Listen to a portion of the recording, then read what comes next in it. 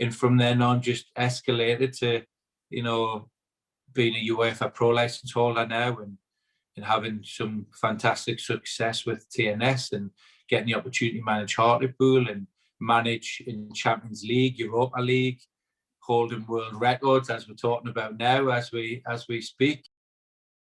Hi, I'm Craig Harrison. This is Managers at Home.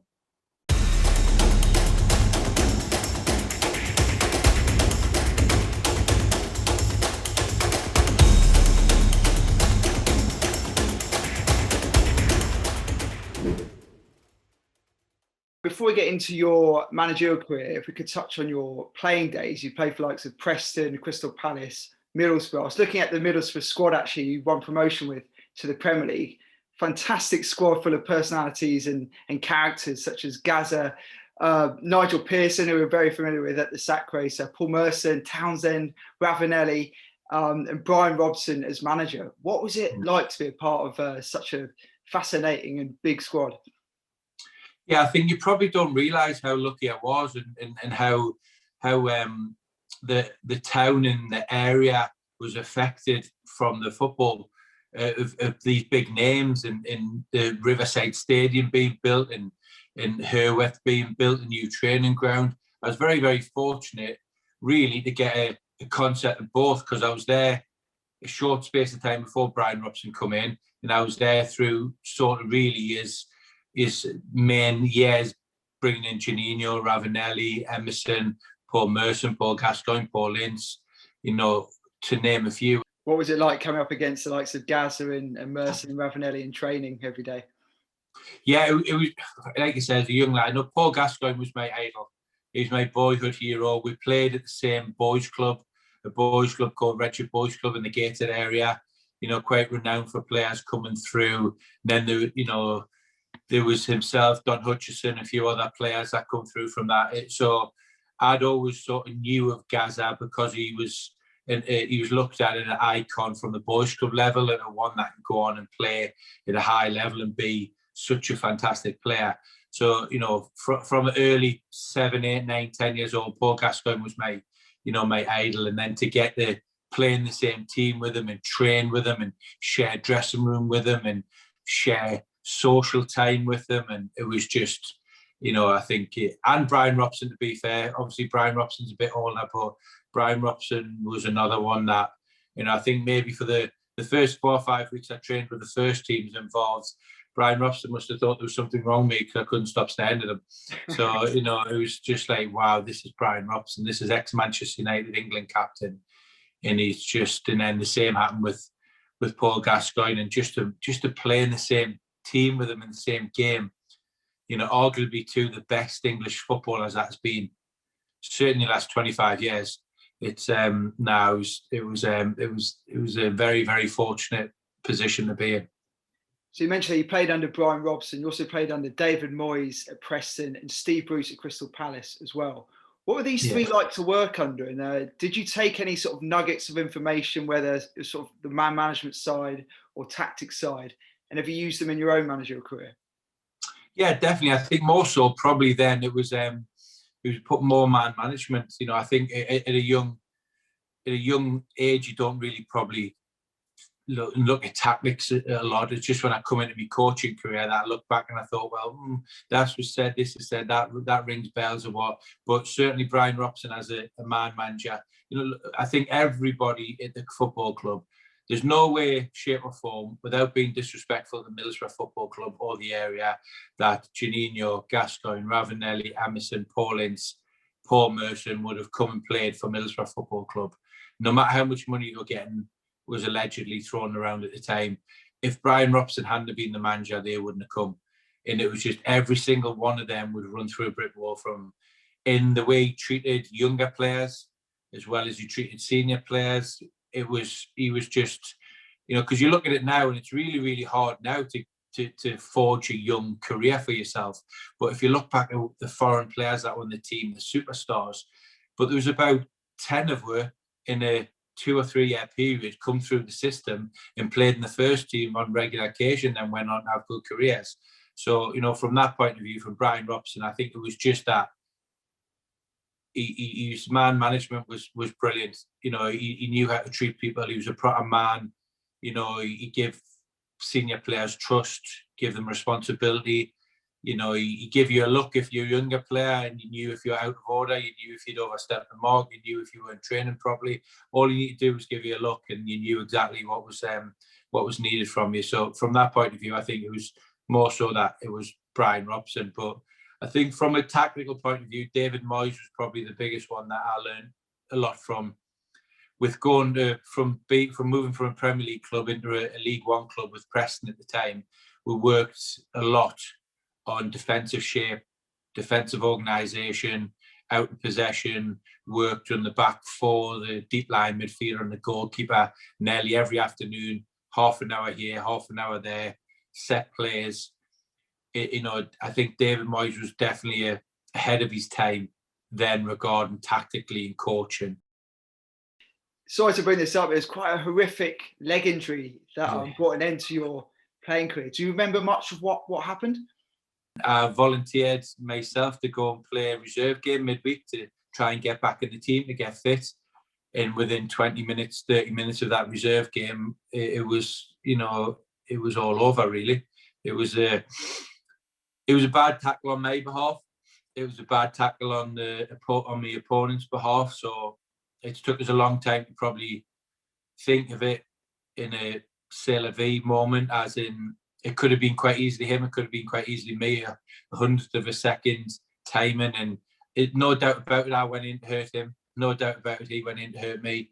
It was one of them tackles that I come out on the worst end of the stick, and and spent 18 months and 4 or 5 operations later, and then end up didn't play again. You know, which I was 25, 26 when I actually retired, which is it's quite a traumatizing and horrific thing to go through at that age when you've worked so hard from being a 7, 8, 9-year-old little boy.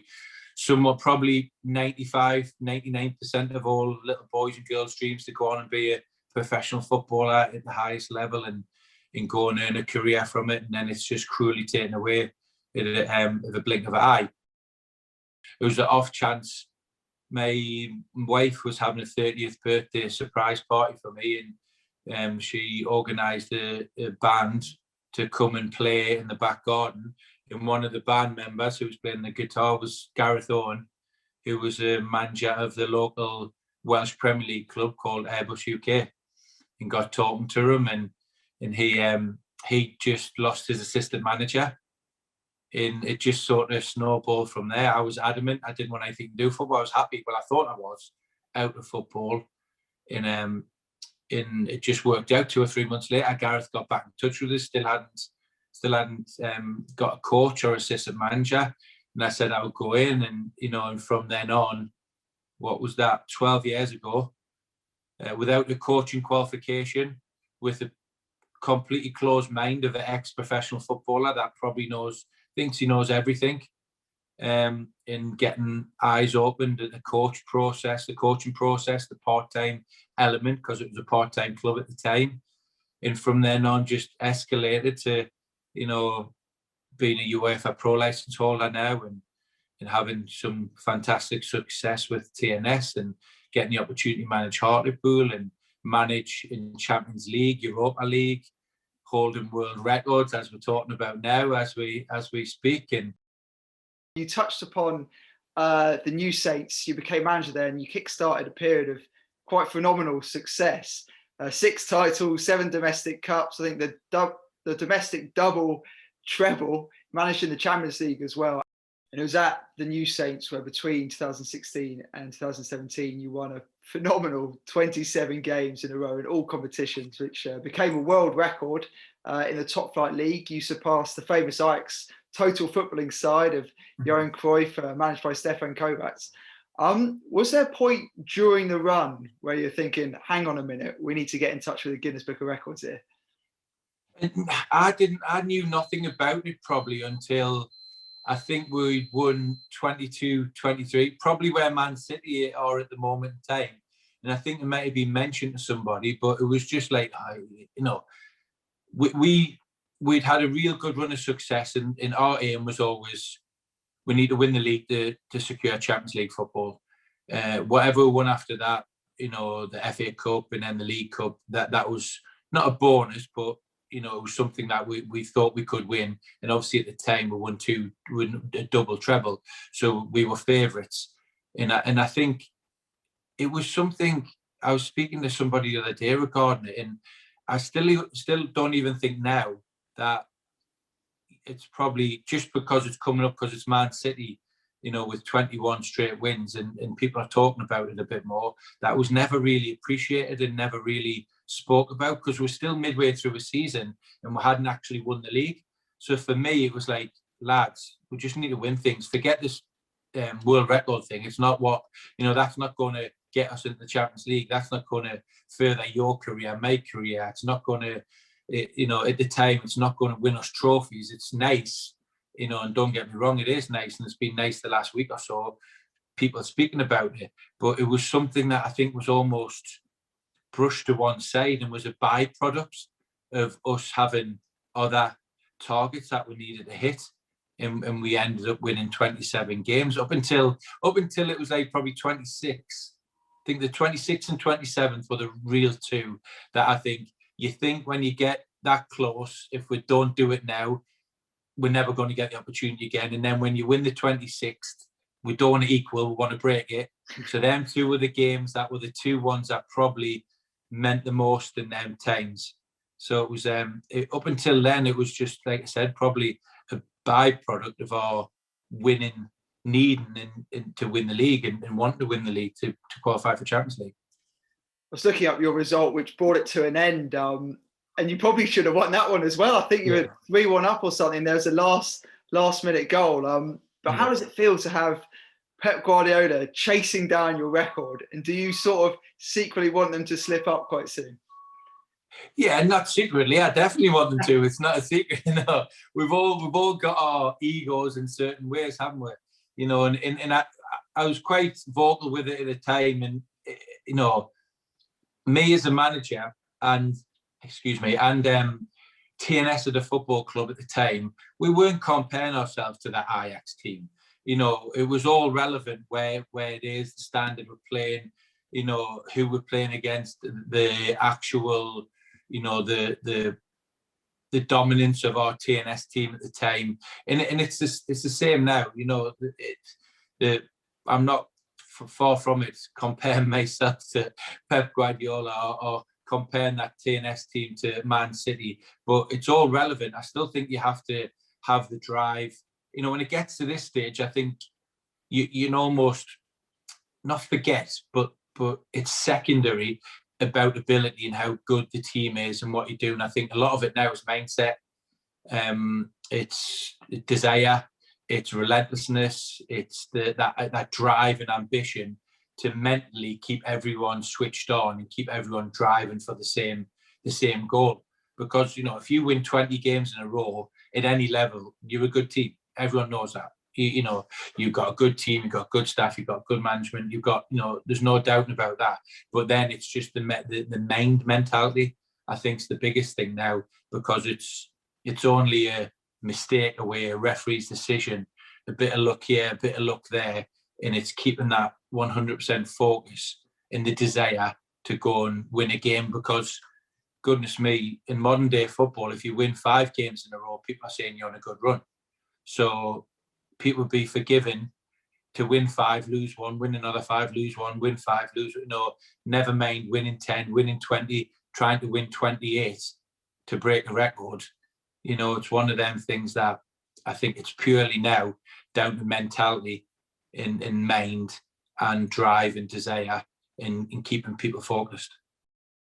Do you find the Champions League nights, were there any sort of standout moments or performances in particular?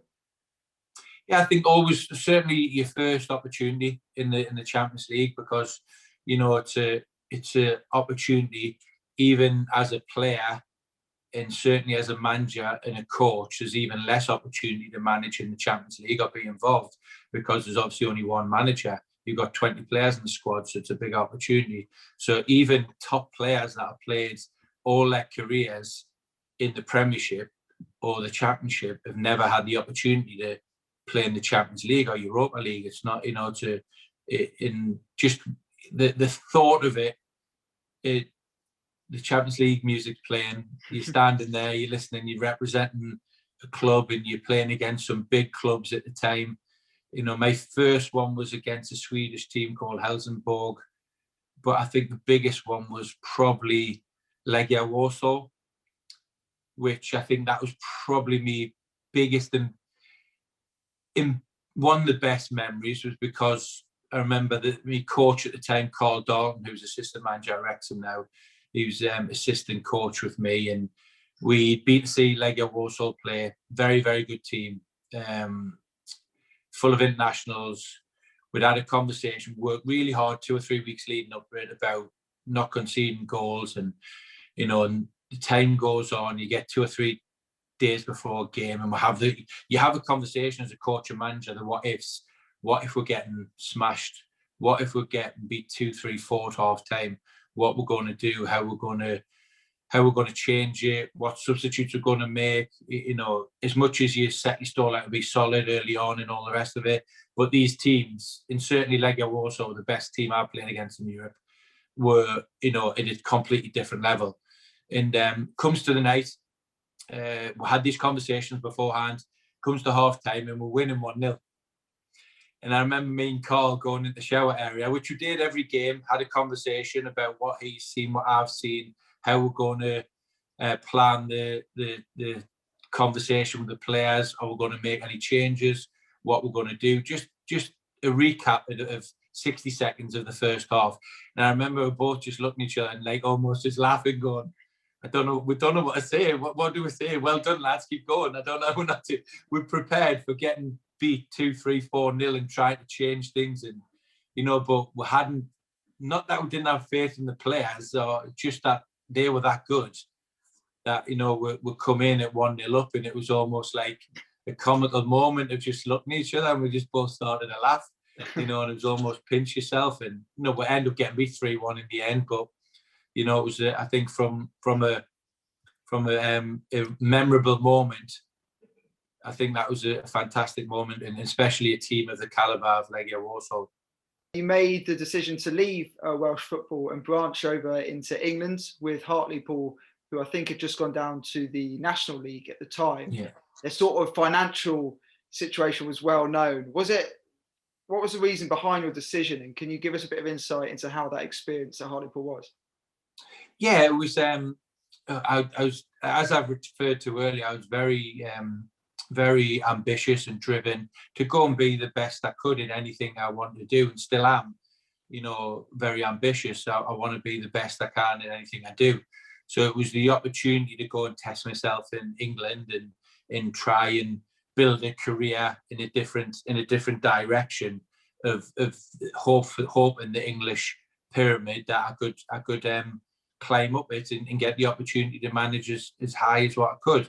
I understand managing the Champions League is high, but on a weekly basis, and the conference and football league, and in Premier League, it's something that I still want to do.